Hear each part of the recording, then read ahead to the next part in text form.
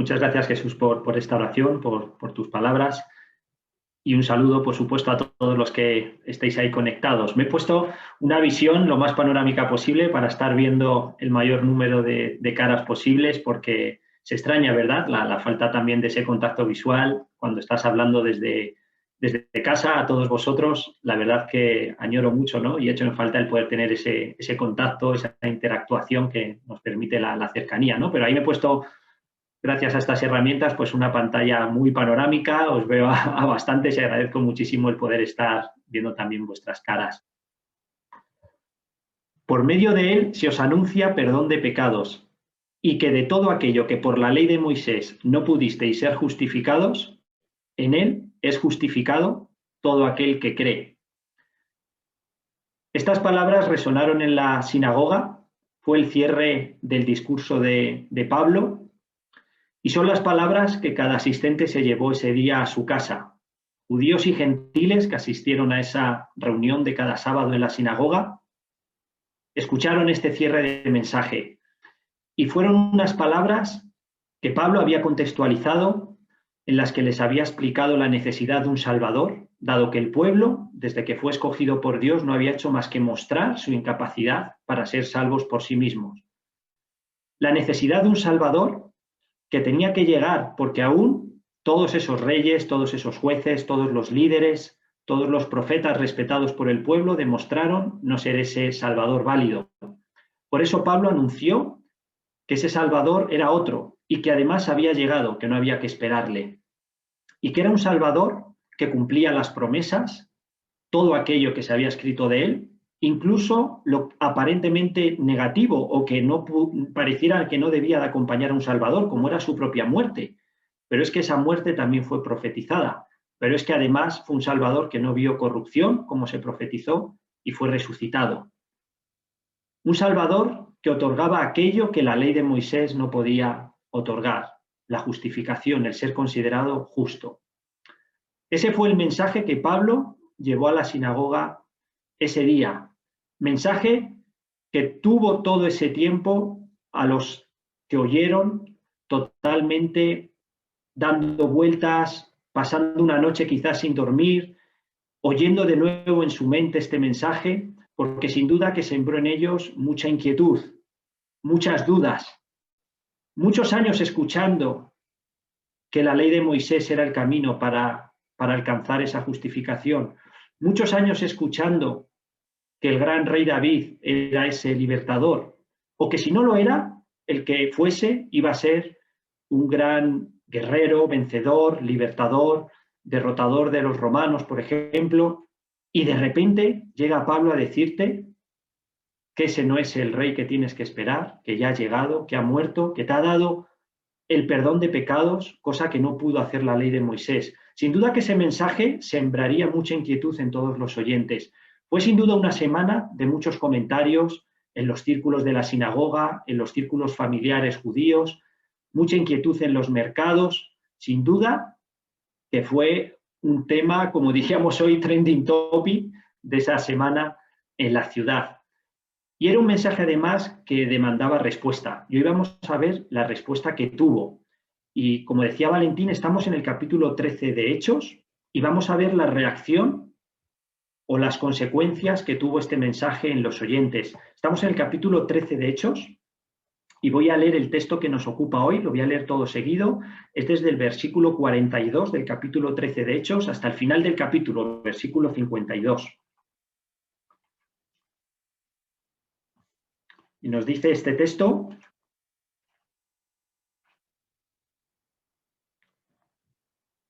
cuando salieron ellos de la sinagoga de los judíos, los gentiles les rogaron que el siguiente día de reposo les hablasen de estas cosas. Y despedida la congregación, muchos de los judíos y de los prosélitos piadosos siguieron a Pablo y a Bernabé, quienes hablándoles les persuadían a que perseverasen en la gracia de Dios. El siguiente día de reposo se juntó casi toda la ciudad para oír la palabra de Dios. Pero viendo los judíos la muchedumbre, se llenaron de celos y rebatían lo que Pablo decía, contradiciendo y blasfemando.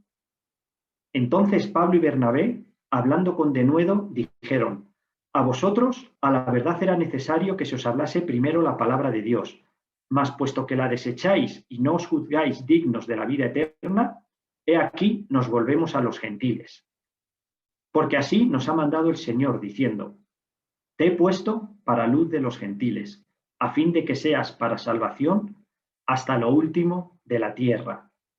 Los gentiles, oyendo esto, se regocijaban y glorificaban la palabra del Señor, y creyeron todos los que estaban ordenados para vida eterna. Y la palabra del Señor se difundía por toda aquella provincia.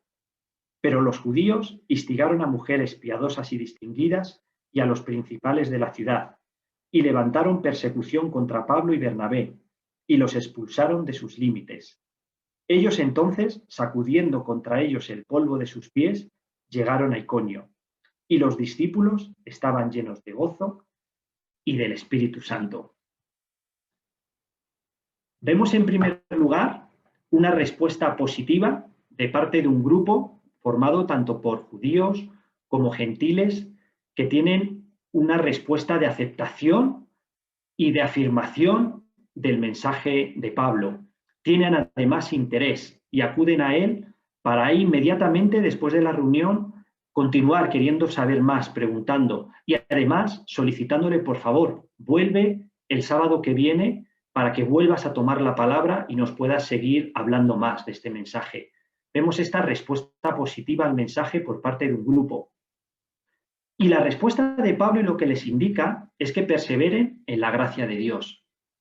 Esto es muy importante. No tenemos que olvidar que lo que estamos llamados a llevar a otros, y lo que en este caso hizo Pablo, no es una serie de reglas para constituir iglesias, no es una serie de normativas, no es la extensión de una denominación, sino la gracia de Dios. Este es el mensaje que tenemos que llevar. Muchas veces, como creyentes o como iglesia, caemos en el error de considerar que la gracia de Dios es parte del Evangelio como el canal de entrada a la salvación y a las bendiciones de Dios, pero que una vez tomado ese canal de entrada, la gracia, se inicia un camino de méritos, de servicio en la iglesia, de obediencia a Dios, en el que parece que la gracia fuese quedando atrás y cada día lo que tienes que hacer es ir ganando el poder permanecer en ese pueblo de Dios en el que acabas de entrar. Y pareciera que dejamos la gracia como algo para aquellos que no conocen a Dios y que el camino del día a día del cristiano ya no es un camino de gracia. Pero vemos como Pablo les anima a perseverar en la gracia de Dios. La gracia de Dios como el canal no solo de entrada al pueblo de Dios, sino como el alimento diario en el que tenemos que sostenernos. Somos salvos por gracia, pero vivimos nuestra fe también en la gracia. Crecemos en nuestra fe a través de la gracia, puesto que esa gracia que reconoce que no somos merecedores del favor de Dios y que solo recibimos su favor por su mero deseo y amor, siendo un don hacia nosotros totalmente inmerecido, no es algo que únicamente existe en esa forma cuando llega a nosotros, sino que es en la gracia en lo que tenemos que vivir cada día. Que nuestro crecer cristiano sigue siendo gracias a la gracia de Dios y no a nuestro mérito. Por eso Pablo les recuerda y les insiste y les pide que perseveren en la gracia de Dios. Pero no todos tienen esta respuesta positiva. Encontramos a continuación el rechazo además de los judíos, de quienes se dice que al oír la palabra de Dios la rechazaron. Hemos hablado de perseverar en la gracia de Dios, ahora hablamos de rechazar la palabra de Dios, y es que será este un texto hasta el final, lo vamos a ver, en el que constantemente se acompañan muchas de las palabras de Dios, la gracia de Dios, la palabra de Dios, siendo Pablo totalmente alguien que se aparta y que lleva el protagonismo a Dios, a su gracia, a su palabra, a su mensaje. Oyen la palabra de Dios, no oyen el discurso de Pablo, no oyen el mensaje de una denominación, no oyen unas reglas establecidas por orden, por hombres, sino que oyen la palabra de Dios. Y esto también es muy importante. Muchas veces decimos que el mundo rechaza la palabra de Dios, pero también debemos ser sinceros, hacer una autocrítica y preguntarnos a nosotros mismos, ¿estamos compartiendo realmente la palabra de Dios? ¿O estamos compartiendo nuestras ideas como iglesia, nuestro modo de vida como cristianos, nuestras conclusiones personales respecto a lo que está bien o lo que está mal? Muchas veces decimos han vuelto a rechazar la palabra de Dios, pero quizás ni siquiera les hemos compartido la palabra de Dios y lo que hemos compartido es una serie de hábitos o de prácticas que nosotros tenemos. Esto es para que nos lo quedemos como reflexión. En este caso, sí que Pablo puede decir que oyeron la palabra de Dios y que rechazaron la palabra de Dios, porque lo que oyeron y rechazaron es el mensaje que acabamos de resumir, que está totalmente enfocado en la palabra de Dios. Dice que lo rechazaron por diversos motivos. El primero de ellos son los celos. Muy importante, a nadie nos gusta perder nuestro lugar. Muchas veces nos sentimos atacados ante ese nuevo compañero de trabajo que llega y que parece una persona muy eficiente. Enseguida aparece el miedo de que me pueda desplazar. Eso mismo puede suceder incluso en la iglesia.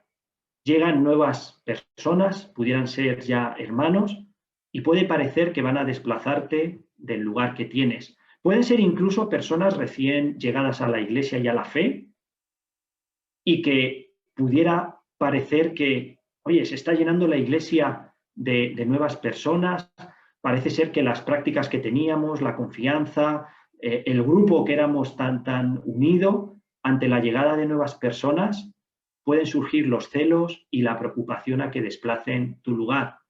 O puede ser incluso que desplacen tus ideas. En este caso, encontramos cómo este grupo de líderes de la sinagoga, estos judíos, sentían celos por el fruto que estaba teniendo Pablo, ya sea por miedo a ser desplazados, ya sea por envidia ante el éxito de una predicación.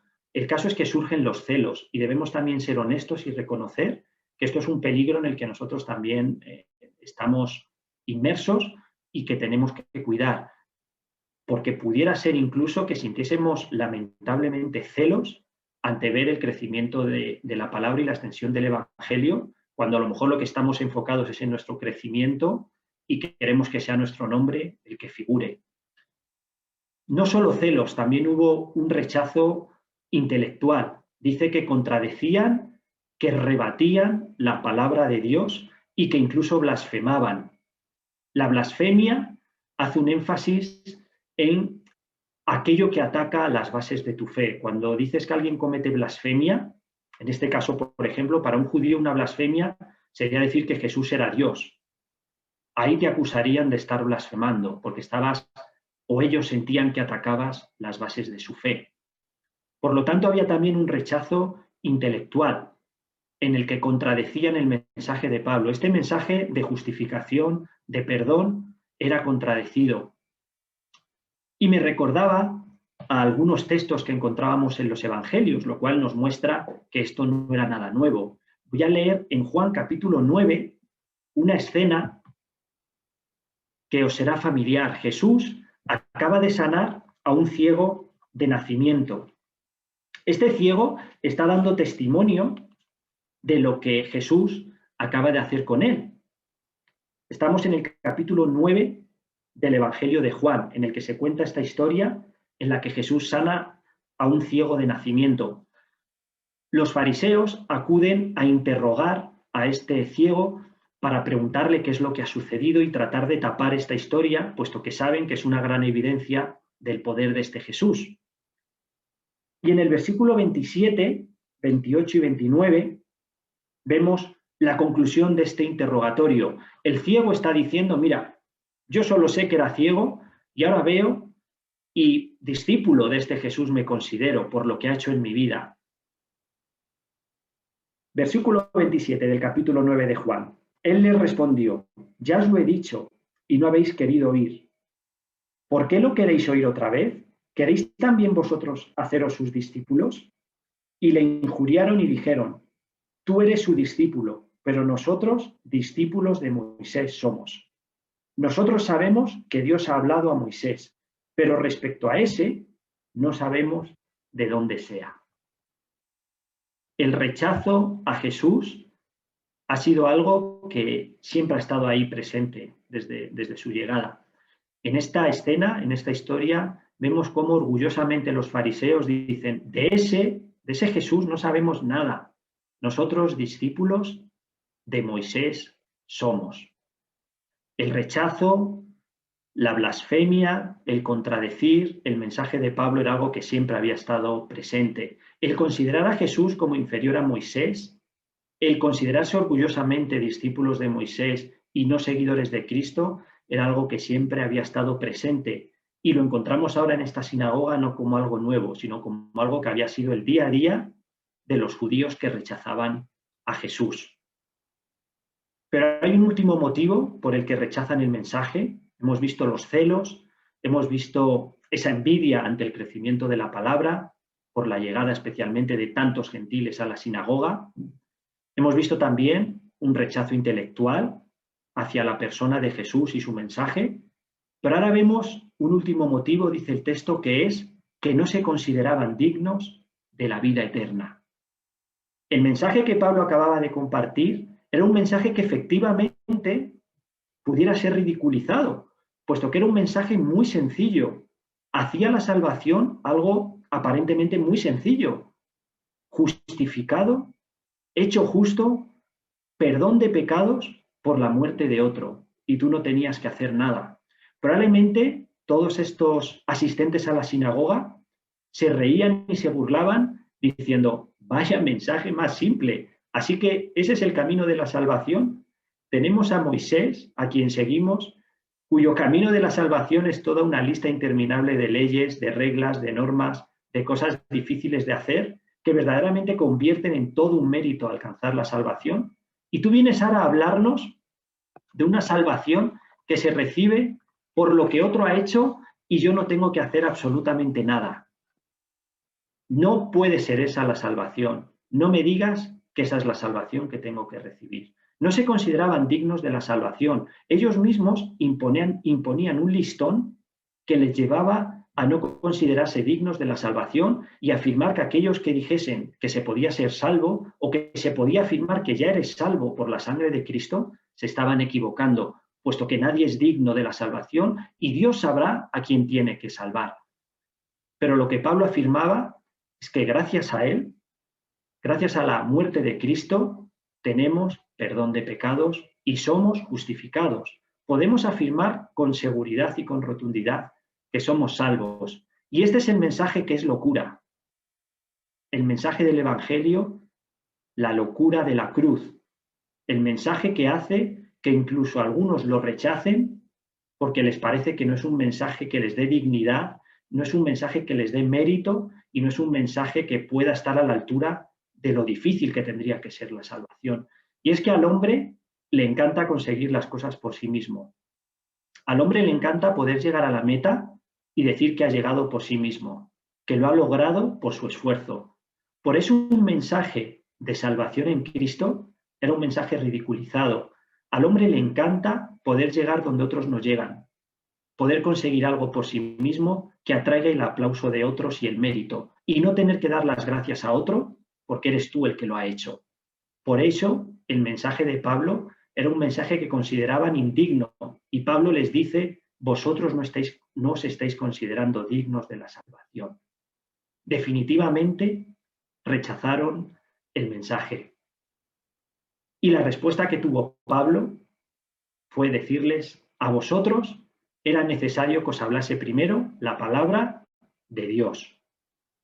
Vosotros, el pueblo de Dios, sois los primeros que tenéis que recibir esta noticia, puesto que a vosotros se os ha encargado ser el canal de comunicación del mensaje de salvación, así os lo encargó Dios. Por eso sois los primeros a los que os tengo que traer la noticia, sois los encargados de llevar bendición a todas las naciones.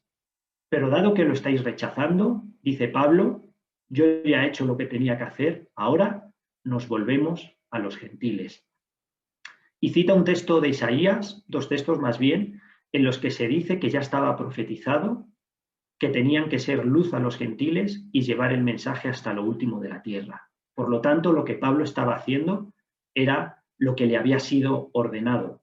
Es más, recordamos al principio del libro de Hechos, también en la despedida de Cristo con sus discípulos, cómo se da la orden de llevar el mensaje hasta lo último de la tierra. Así que Pablo no se queda entristecido, no se detiene ahí, sino que se da la vuelta y se vuelve a los gentiles. Pensaba también, volviendo a los evangelios, seguro que todos conocéis la parábola de la Gran Cena. Una parábola que quizás en una primera lectura pudiésemos pensar que nos está hablando de la generosidad en nuestra mesa, pero viendo ahora esto nos damos cuenta de lo que verdaderamente está queriendo transmitir esa parábola. La parábola de la Gran Cena. Un señor se encuentra, para los que queráis más tarde leerla, en Lucas 14. Un señor que encarga a su siervo, ahora que está listo el festín en la mesa, ahora que ha organizado una gran cena, le encarga al siervo que vaya a buscar a sus invitados, a aquellos para los que había preparado la gran cena. Este siervo va a repartir las invitaciones diciendo que ya está lista la cena y va a invitar al evento. La respuesta que encuentra es que los invitados, bien porque uno acaba de comprar una hacienda y tiene que ocuparse de ese trámite, otro acaba de comprar unas yuntas de bueyes y tiene que probarlas. Alguno incluso dice, mira, me he casado recientemente y no puedo estar ahora ocupado en otras actividades. La realidad es que este siervo le dice a su señor, todos los invitados a la cena han rechazado venir a esta gran cena. Lo que el Señor hace es decirle, sal fuera y llama entonces a los pobres, a los mancos y a los cojos y tráelos a cenar. Pero es que además sigue habiendo sitio. Sal y trae a todos, a todo el que te encuentres, tráelo a la mesa. ¿No es esta una parábola que nos hable de la generosidad en nuestra mesa? No nos habla ni siquiera de la obra social, sentando a los pobres y a los mancos y a los cojos a nuestra mesa. Otros lugares habrá en la palabra para encontrar todo eso, por supuesto. Pero en este caso nos está hablando de esa gran invitación al pueblo judío para acudir a la mesa que estaba preparada. Pero habiendo rechazado esa invitación, el Señor no se detiene y sale a buscar a aquellos que habían sido marginados, rechazados y que nunca se esperaba que se sentaran a esa mesa, los gentiles, a todos sentarlos a la mesa y que todos disfruten del festín tal y como estaba preparado. Pablo no se detiene. A vosotros era necesario invitaros en primer lugar, pero dado que no queréis, dado que no aceptáis la palabra de Dios, nos volvemos a los gentiles. Y vemos el fruto en los gentiles. Se nos dice que se regocijaban y que glorificaban la palabra del Señor. Una vez más aparece. No glorificaban a Pablo y a Bernabé, no glorificaban el haber sido aceptados en una denominación o en una iglesia.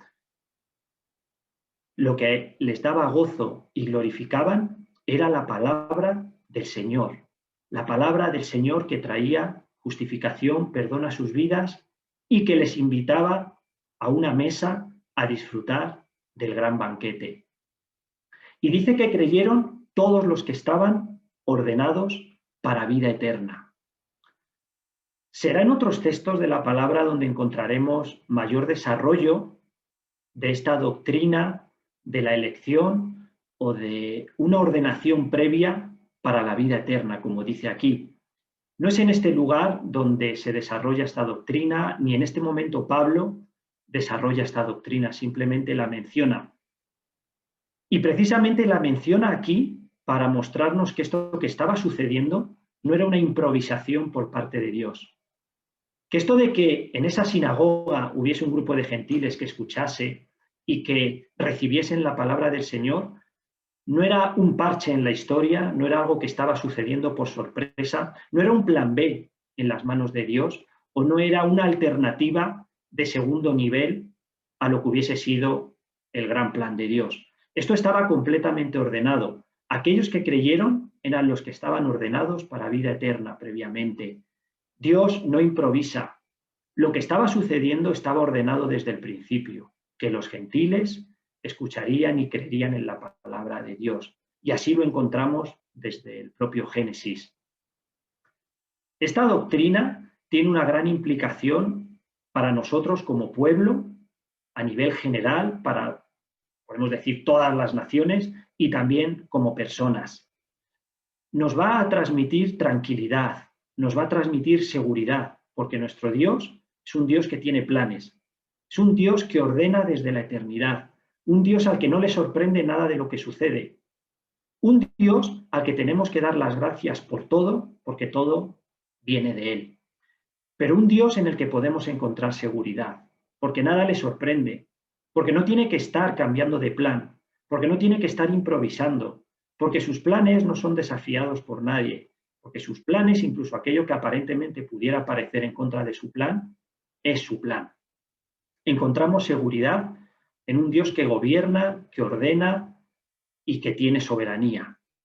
Pero es que además nos lleva a reconocer nuestra limitación y ser humildes, porque es un Dios al que tenemos que dar las gracias por aquello que incluso pensamos ser nosotros los que logramos esas cosas.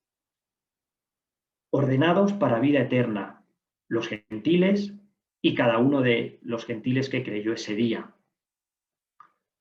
Tenemos que postrarnos, que dar gracias y reconocer como pueblo, reconocer como iglesia y reconocer como individuos que todo lo que tenemos es porque Él nos lo ha dado, que todo lo que sucede en nuestra vida es porque Él lo ha ordenado, que nada de lo que sucede es una improvisación o un borrón en el plan de Dios. Y finalmente tenemos que darle gracias porque no fuimos nosotros los que le encontramos, sino que fue Él el que nos encontró. Y que cuando yo creía que le estaba buscando, era Él el que me estaba buscando a mí. Y la palabra del Señor se difundía por toda aquella provincia. Se difundía no una iglesia, no una denominación, no una extensión de la iglesia de Jerusalén, no la iglesia del apóstol Pablo, se difundía la palabra del Señor.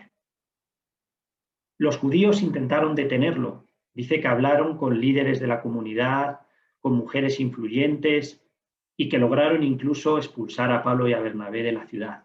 Intentaron detener esta progresión de la palabra. Y necesariamente tenemos que pensar en el principio del Evangelio de Juan. Este Evangelio que tantas veces revisamos y utilizamos también para comunicar el Evangelio como un Evangelio muy didáctico en lo que tiene que ver con el mensaje de salvación, en el que de inicio se nos habla del verbo, este verbo hecho carne, y en el que en el versículo 11 del primer capítulo, Juan 1:11, se nos dice, en referencia a Jesús, a lo suyo vino y los suyos no le recibieron. Y aquí vemos cómo Pablo y Bernabé, siendo expulsados de la ciudad después de transmitir este mensaje, nos están recordando que a lo suyo vino y los suyos no le recibieron. Pero ellos se sacuden el polvo, un gesto que viene a indicar que no tienes nada que ver con la ciudad que dejas, te sacudes hasta el polvo porque no quieres llevarte nada de esa ciudad, ni siquiera el polvo de tus pies quieres que salga contigo de la ciudad, te lo sacudes en las afueras para no llevar nada, porque no te identificas con esa ciudad. Se sacuden el polvo, salen de la ciudad, continúan su viaje para seguir llevando la palabra del Señor a otros lugares, y se nos dice que los discípulos, ya se les llama discípulos a estos que creyeron el mensaje, estaban llenos de gozo y del Espíritu Santo. Llenos de gozo. Habían sido invitados a la mesa, se habían podido sentar a esa mesa de esa gran cena y podían estar degustando el menú que había sido preparado, no un menú de segunda, no un menú de menor categoría, sino el menú original que estaba preparado. Y experimentaban el gozo. Además, es un gozo que prevalece sobre cualquier circunstancia. No les quitaba el gozo el ver que no iban a ser aceptados en esa sinagoga, puesto que el gozo viene no de ser aceptado por un lugar o por un grupo de gente. El gozo viene por sentarte a la mesa de la cena que ha preparado ese Señor. El plan quizás no estaba sucediendo como ellos esperaban o como a ellos les hubiese gustado. El plan original hubiera sido otro, pero aunque no se estaba cumpliendo como ellos esperaban, había gozo. ¿Cuántas veces no tenemos un plan evangelístico y vemos que no da frutos, pero escuchamos de fruto en otros lugares? ¿O cuántas veces no hemos orado durante tiempo por la conversión de alguien y no llega, pero llega la de otras personas que no esperábamos? ¿Acaso eso nos tiene que quitar el gozo? ¿Acaso somos nosotros los que definimos el plan? Tenemos que gozarnos, sea cual sea el plan que se esté desarrollando. Y en este caso vamos a ver también como punto de culminación y como punto central de todo este mensaje, qué fue la verdadera causa de gozo de estos discípulos que acababan de escuchar la palabra. Y la encontramos en el libro de Gálatas, que puede ser una lectura excelente para esta semana. Hay muchísimas referencias, pero me quedo con Gálatas 3, versículo 29 y un poquito los anteriores, desde el 27, 28, pero en especial el 29. Dice Gálatas 3:29 que en Cristo no hay judío ni griego, que todos sois uno en Cristo Jesús. Y si vosotros sois de Cristo, ciertamente linaje de Abraham sois, y herederos según la promesa. Estos gentiles sintieron el gozo de saber que en Cristo ya no había ni judíos ni griegos, que no hay distinción, que no eres un cristiano de segunda categoría, que además siendo de Cristo, linaje de Abraham sois y herederos según la promesa. A Abraham se le encargó ser bendición a todas las naciones. Ya desde Génesis vemos cómo el encargo fue el de ser bendición a todos. Pero es que además, ese a todas las naciones está clarísimamente enfocado a la entrada de los gentiles, como también el propio libro de Gálatas nos dice. Esa descendencia que Dios le explicó mirando las estrellas del cielo y que le dijo, mira, todas estas que ves, todos estos van a ser tus descendientes. El propio libro de Gálatas dice que ya estaba ahí Dios mostrándole que el mensaje de salvación llegaría a los gentiles. Y es que además puedes considerarte linaje de Abraham si estás en Cristo. Y esto es algo maravilloso. Podemos decir que somos descendientes de Abraham y herederos, dice el texto, según la promesa. Recordaréis de la semana pasada que destacábamos mucho cómo Pablo se refería al Evangelio como el Evangelio de la promesa. Pues somos herederos de la promesa. Podemos considerarnos beneficiarios y podemos disfrutar todas las bendiciones de las promesas. Podemos mirar hacia atrás sabiendo que nuestra fe no nace a partir de la muerte de Cristo, que nuestra fe no nace a partir de los viajes de Pablo o del Nuevo Testamento, sino que nuestra fe nace desde el principio de los tiempos en los que Dios ya habló a Abraham de ser bendición a todas las naciones y de cómo le habló de establecer un pueblo que tenía que ser un pueblo de toda lengua, raza y nación, y que sería un pueblo en el que no habría distinciones. Es por eso que tenemos que experimentar el gozo de poder ser parte de ese pueblo y de poder haber recibido ese mensaje. Y os quiero retar a tener una reflexión personal cada uno de nosotros, porque muchas veces me preocupa el excesivo amor o referencia que hacemos a todo lo que tiene que ver con los tiempos pasados. Creo que podemos y debemos estudiar con muchísimo afán el Antiguo Testamento, puesto que es el desarrollo de esas promesas, puesto que es historia de nuestro pueblo como pueblo de Cristo. Pero muchas veces puede ser peligroso el excesivo afán con el que podemos añorar los tiempos en los que el pueblo de Dios vivió de las sombras, de las imágenes, de las ilustraciones, de los tipos que anticipaban lo que iba a llegar.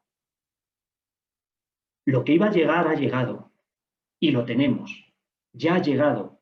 Todo lo que apuntaba a lo que iba a llegar forma parte del pasado, no de un pasado del que debamos renegar o del que pensemos que no podemos aprender nada, pero hoy ya tenemos todo el cumplimiento de esas promesas y somos herederos de todas esas promesas. No vivamos en el pasado anhelando vivir en los tiempos en los que otros esperaron el cumplimiento de esas promesas. Nosotros ya hemos visto esas promesas cumplidas.